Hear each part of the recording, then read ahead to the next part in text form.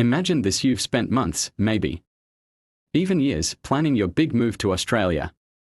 You've polished your resume, aced the English test, and even visualized your life in Sydney or Melbourne. But then, rejection. Your visa application stalls, not because you lack skills, but because your job is no longer wanted. Welcome to the harsh reality of 2025, where not all professions are treated equally. In Australia's skilled migration system, every year, the Australian government updates its skilled occupation lists to reflect changing labour market demands. These decisions are based on data, economic forecasts, and industry input, yet for thousands of hopeful migrants, they can make or break a dream. In a post-pandemic world with shifting priorities and rising domestic skill development, certain jobs that were once safe bets are now dead ends. So what are these jobs? Why are they slipping off the priority lists? And more importantly, could your profession be on this downward spiral? Whether you're a recruitment agency, an immigration consultant, or an international professional planning to invest your time and money into the PR journey, knowing which roles to avoid is just as critical as knowing which ones are in demand. In this session, we are diving deep into the 7 worst jobs for PR visa invitation in Australia for 2025. These aren't just low-demand roles. They are red flags that could cost you thousands in wasted effort and years of lost opportunity. So before you apply, listen closely. This list might change everything. Here are the comprehensive details on the 7 worst jobs for PR visa invitation in Australia 2025. Based on recent changes to skilled occupation priorities, invitation ceilings, and government lists, the 7 most disadvantaged occupations in 2025. 1. Sports coaches, instructors, and officers. These roles have seen sharp cuts in invitation ceilings, signaling low priority. 2. Architects. Also removed from priority ceilings, no longer an in-demand category. 3. Plasterers. Similarly deprioritized within general skilled program ceilings. 4. Core construction trades. Plumbers, bricklayers, painters, stonemasons, roof tilers, cabinet makers, etc. were omitted from the core skills occupation list, CSOL, in drafts. Essential trades like plumbers, builders, and engineers have been left off, while yoga instructors and jewelry designers are in. 5. Excavator, bulldozer, crane operators, and machinery operators. Not included in priority visa lists, despite critical infrastructure needs. 6. Top chefs, Italian and French. Initially excluded due to caveat 14 nationality restrictions. Though later clarified, their standing remains uncertain. 7. Brothel managers. Briefly added then swiftly removed from CSOL.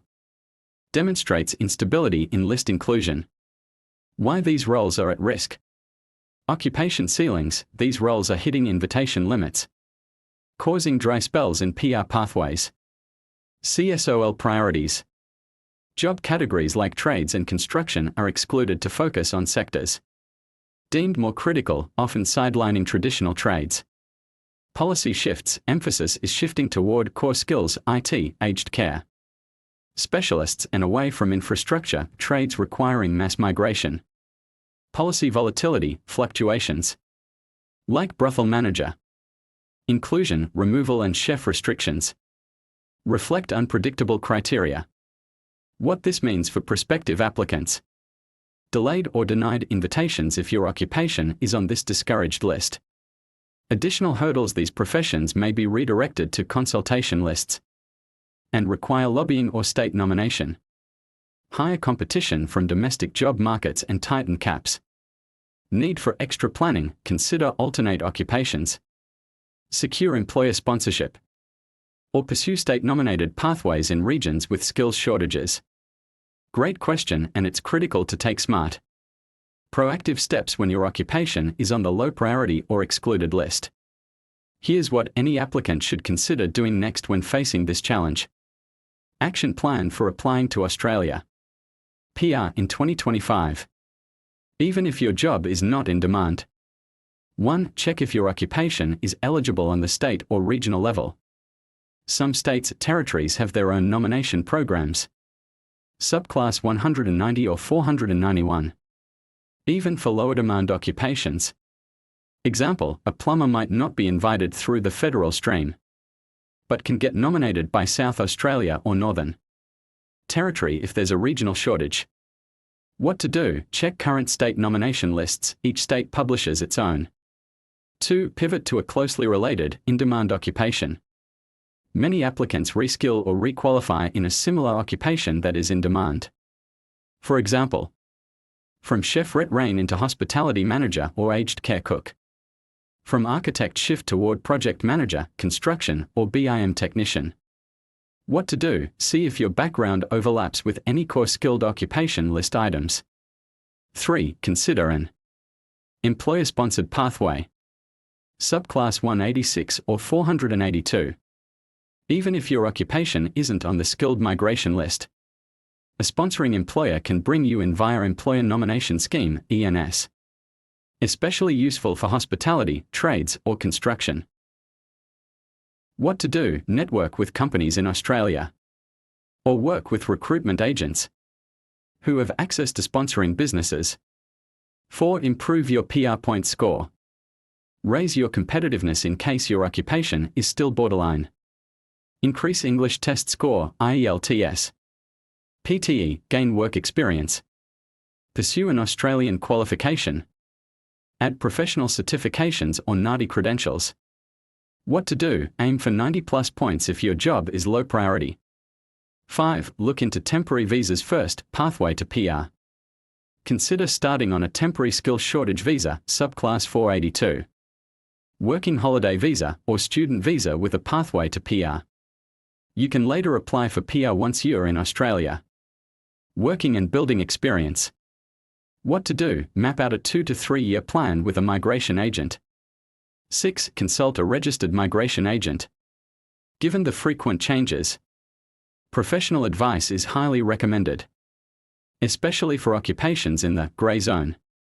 Agents can find loopholes, recommend less competitive routes, help with documentation and faster turnarounds, analytical thoughts. Australia's Skilled Migration Program in 2025 reveals a strategic recalibration, prioritizing critical infrastructure, healthcare, and digital competencies over traditional trade and lifestyle roles.